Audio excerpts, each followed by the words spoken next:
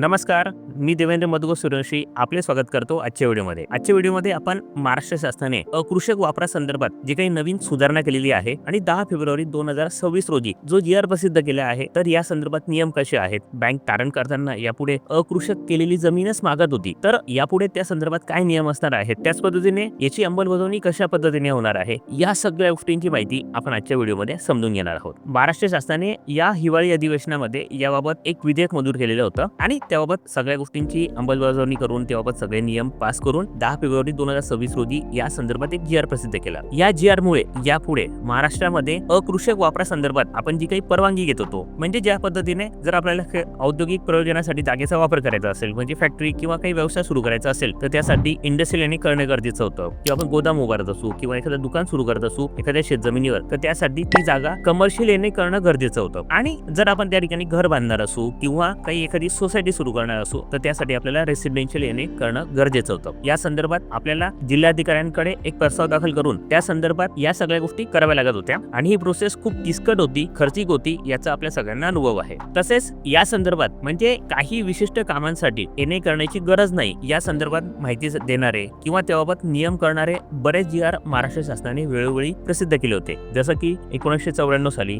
2014, 2017, 2018 या वेळोवेळी महाराष्ट्र शासनाने या संदर्भात वेगळे स्वतंत्र जी आर प्रसिद्ध केलेले होते. परंतु याची अंमलबजावणी तुकड्यामध्ये होत होती. जसं की जर एखाद्याला आपल्याला अन्न प्रक्रिया उद्योग सुरू करायचा असेल, तर त्यासाठी इंडस्ट्रियल एने करण्याची गरज नाहीये, शेतजमिनीवर आपण तो उद्योग सुरू करू शकतो, या संदर्भातला एक स्वतंत्र जी आर होता. जर आपण एखादा स्टार्टअप महाराष्ट्रामध्ये सुरू करत असू, तर या स्टार्टअप साठी सुद्धा आपल्याला जमिनीची एने करण्याची गरज नाही, या बाबतीमध्ये सुद्धा जी आर प्रसिद्ध केला होता. परंतु याची अंमलबजावणी तितकीशी होत नव्हती. आणि त्याच पद्धतीने बँकेत आपण कर्ज मागण्यासाठी गेलो, तर बँक आपल्याकडे जरी हे जी आर असले तरी सुद्धा बँका आपल्याकडून इंडस्ट्रियल आणि जमिनीची मागणी करत होती. याचा अनुभव आपल्या सगळ्यांना आहे. याची अंमलबजावणी तितकीशी इफेक्टिव्हली होत नव्हती. त्यासाठी महाराष्ट्र शासनाने या हिवाळी अधिवेशनामध्ये हे विधेयक मंजूर करून त्या संदर्भातला जी आर प्रसिद्ध केला आणि यामध्ये अगदी स्पष्टपणे सगळ्या गोष्टी नमूद केलेल्या आहेत. त्याच्यामुळे यापुढे महाराष्ट्रामध्ये आपल्याला अकृषक वापरासाठीची परवानगी घ्यायची गरज नाहीये. तर याची प्रक्रिया काय आहे ते आपण टप्प्याटप्प्याने समजून घेऊया. त्याआधी काय प्रक्रिया होती आणि आता काय प्रक्रिया असणार आहे ते सुद्धा समजून घेऊया. याआधी प्रक्रिया या पद्धतीने होती की पूर्वी जर कोणाला शेतीची अकृषक वापरासाठीची परवानगी घ्यायची असेल, म्हणजे एने करायची असेल, त्यासाठी जिल्हाधिकाऱ्यांची स्वतंत्र अकृषक वापरासाठीची परवानगी घ्यावी लागायची. त्यासाठीचा कन्व्हर्जन टॅक्स सुद्धा भरावा लागायचा आणि हा टॅक्स भरल्यानंतर सुद्धा दरवर्षी आपल्याला अकृषक कर भरावा लागत होता. तसेच आपली जमीन जी काही स्थानिक स्वराज्य संस्थेमध्ये होती, म्हणजे नगरपालिकेमध्ये असेल किंवा ग्रामपंचायतीमध्ये असेल, त्यांचा वेगळा कर भरावा लागत होता. म्हणजे त्या जागेसाठी आपल्याला प्रॉपर्टी टॅक्स 2 वेळा भरावा लागत होता. अशा पद्धतीने दुहेरी कराची जबाबदारी त्या उद्योजकावर, व्यावसायिकावर किंवा त्या जमीन मालकावर होती. परंतु या सगळ्या गोष्टी आता सुटसुटीत पद्धतीने केलेल्या आहेत. तर या अंतर्गत आता काय बदल झालेले आहेत ते समजून घेऊया. तर आता आपल्याला जिल्हाधिकाऱ्यांची स्वतंत्र अकृषक वापरासाठीची परवानगी घ्यायची गरज नाहीये. आपल्याला फक्त आपण ज्या जागेवर जो काही प्रकल्प सुरू करणार असू, ती फॅक्टरी सुरू करणार असू, रहिवासी वसाहत सुरू करणार असू, घर बांधणार असू किंवा एखादं दुकान, गोडाऊन या सगळ्या गोष्टी करणार असू, तर त्यासाठी आपल्याला संबंधित प्लॅनिंग अथॉरिटी कडून विकास परवानगी किंवा बांधकाम नकाशा मंजूर करून घ्यावा लागेल. हो, यापुढे फक्त आपल्याला प्लॅनिंग अथॉरिटी कडून, मग जे सिटी सर्वे असेल किंवा टाउन प्लॅनिंग असेल, यांच्याकडून आपल्याला हा लेआउट मंजूर करून घ्यावा लागेल आणि तो मंजूर झाल्यानंतर आपल्याला ती जमीन अकृषक वापरासाठीची वेगळी परवानगी घ्यायची गरज नाहीये, त्यात ते इन्क्लुडिंग असणार आहे. यासाठीची महत्त्वाची गोष्ट, जर ती जमीन वर्ग 1 ची असेल किंवा वर्ग 2 ची असेल, तरी या दोन्ही प्रकारासाठी सुद्धा आपल्याला फक्त बांधकाम मंजुरी परवानगी घ्यायची आहे, लेआउट मंजूर करून घ्यायचं आहे. त्यासाठी वेगळी आपल्याला परवानगी घ्यायची गरज नाहीये. परंतु इथे लक्षात घ्यायची गरज आहे की जमीन वर्ग 2 ची असेल किंवा एखादी जमीन आपण भाड्यापट्ट्याने दिली असेल आणि त्याची नोंद आपल्या सातबाऱ्या उतार्यावर झालेली असेल, अशा वेळी त्याचं स्वरूप किंवा त्याचा वर्ग तो बदलणार नाही, तो तसाच राहील. परंतु त्यासाठी वेगळी येण्याची परवानगी घ्यायची गरज नाहीये. फक्त आपण नकाशा मंजूर करून घेतला, त्याचा लेआउट मंजूर करून घेतला, हे आपल्यासाठी पुरेसं होईल. त्याच्यापेक्षा जास्त डिटेल मध्ये जायची गरज नाहीये. पूर्वी आपल्याला एने करताना कन्व्हर्जन प्रीमियम भरावा लागत होता आणि पुन्हा त्याच्यावर टॅक्सेशन सुद्धा पे करावं लागत होतं. परंतु आता हे करण्याची गरज नाहीये. आपल्या एने साठीचा जो काही टॅक्स आहे तो कुठल्याही प्रकारचा पे करायची गरज नाहीये आणि कन्व्हर्जन प्रीमियम हा आपल्याला फक्त एकदाच पे करावा लागणार आहे. त्यानंतर पुढे पे करायची गरज नाहीये. त्यानंतर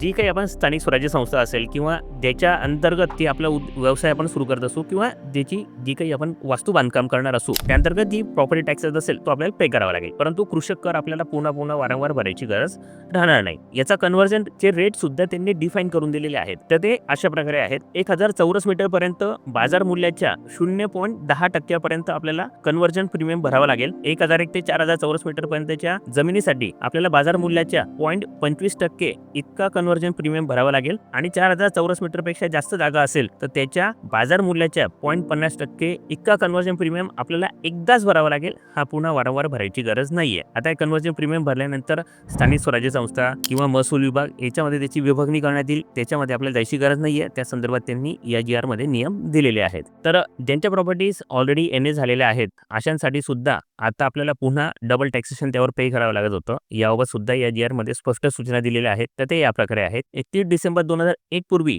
ज्या जमिनी NA झालेल्या होत्या आणि 31 डिसेंबर 2001 नंतर ज्या जमिनी NA झालेल्या आहेत त्या संदर्भात त्यांना एक रकमी हा कन्व्हर्जन प्रीमियम आता भरून द्यावा लागेल. त्या संदर्भात ते वेगळे नियम प्रसिद्ध करणार आहे. त्यानुसार त्यांना हा कन्व्हर्जन प्रीमियम एकदाच पे करावा लागणार आहे. यापुढे त्यांच्यावर डबल टॅक्सेशनचं बर्डन राहणार नाही. आणि आता सगळ्यात महत्त्वाचा मुद्दा की आपण जमिनीची NA केलेली नाहीये त्यासाठी आपल्याला आपण लेआउट मंजूर करून घेतलेला आहे. अशा वेळी बँका तो विषय ऍक्सेप्ट करतील का? कारण की यापूर्वी बँका या पद्धतीने विषय ऍक्सेप्ट करत नव्हत्या. जरी जमिनीवर औद्योगिक वापरासाठी परवानगीसाठीचे GR प्रसिद्ध झालेले होते तरी बँका ते ऍक्सेप्ट करत नव्हत्या. तर त्या संदर्भात क्लिअरली बँकांना सूचना या GR द्वारे दिलेली आहेत की बँका NA करण्याची मागणी करू शकत नाही. जर त्याचा लेआउट मंजूर असेल तर वेगळी NA प्रॉपर्टीची परवानगी घेण्याची बँकांना गरज नाहीये. या संदर्भात स्पष्ट सूचना बँकांना दिलेल्या आहेत. तर ही बाब जे नवीन उद्योग व्यवसाय सुरू करत आहेत, एखादी फॅक्टरी सुरू करणार असाल किंवा प्रक्रिया उद्योग सुरू करणार असतील यांच्यासाठी हा नियम खूप महत्त्वाचा आहे आणि त्यांच्यावर सगळ्यांवर परिणाम करणारा हा विषय आहे. कारण की आतापर्यंत